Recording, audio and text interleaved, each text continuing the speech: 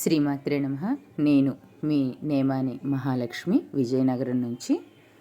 ఈరోజు లలితా సహస్రనామ స్తోత్రంలో పూర్వపీఠికలో 3వ శ్లోకం గురించి తెలుసుకుందాం. వర్ణితం శ్రీపురం చాపి మహావిభవ విస్తరం శ్రీమత్పంచదశాక్షర్యా మహిమా వర్ణితస్తదా. శ్రీపురము కూడా మహావైభవమును బోధించు శబ్ద సముదాయముతో బాగుగా వర్ణింపబడినది. అట్లే శ్రీమత్ పంచదశాక్షరి మంత్రము యొక్క మహిమ వర్ణింపబడినది. కేవలము పురశబ్దమునకు అనేక అర్థములు కలవు. ఇక్కడ పురశబ్దమునకు దేవీపురము అను అర్థమును మాత్రము ముఖ్యముగా గ్రహించవలెను. పూజ్యుల నామములకు ముందుగా శ్రీ శబ్దము ఉపయోగింపవలెను అను వచనము వలన పురశబ్దమునకు ముందు శ్రీ శబ్దము ఉపయోగింపబడినది. అట్టి శ్రీపురములు 3 కలవు. వానిలో ఒకటి రుద్రయామలమను గ్రంథమున వర్ణింపబడినది. అవి అనంతకోటి బ్రహ్మాండములకు వెలుపల ఊర్ధ్వభాగమునందు అనంత యోజన విస్తారము గల 25 ప్రాకారములతో చుట్టుకొనబడినది. ఇది ఒక శ్రీపురము.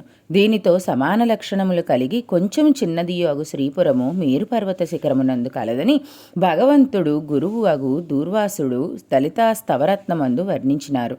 క్షేత్ర సముద్ర మధ్యమునందు 3వ శ్రీపురము కలదు అని విద్యారత్న భాష్యకారులు వర్ణించిరి. 3 విధములుగాను శ్రీపుర వైభవములు అధిక శబ్దములతో వర్ణించితిరని తాత్పర్యము. శ్రీబీజముతో కూడిన పంచదశాక్షరి మంత్రమహిమ కూడా వర్ణింపబడినది. పంచదశాక్షరి అనగా 15 అక్షరాల సముదాయ రూపమగు కాది విద్యను గాని హాది విద్యను గాని గ్రహించవచ్చును. ఈ మంత్రమునందు శ్రీబీజము కలుపుట చత్వార ఈం బిభ్రతి అను శృతి సిద్ధమైనది.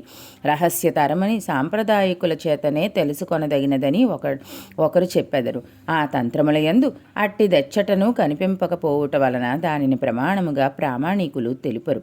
చెప్పబడిన శృతి అయితే శ్రీబీజముతో కూడి షోడశాక్షర విద్య శ్రీ విద్య అని హయగ్రీవునిచే ఉద్ధరింపబడిన మరొక మంత్రమునందు తెలిపినని చెప్పెను. అట్లగుటి చేత ఈ శ్రీ శబ్దము ఇచ్చట శోభాధిపరముగానే అన్వయించవలను. వ్యాడి కోసమును బట్టి ఈ శ్రీ శబ్దమునకు బాహ్వార్థములు కనపడుచున్నవి. శ్రీమాత్రే నమః.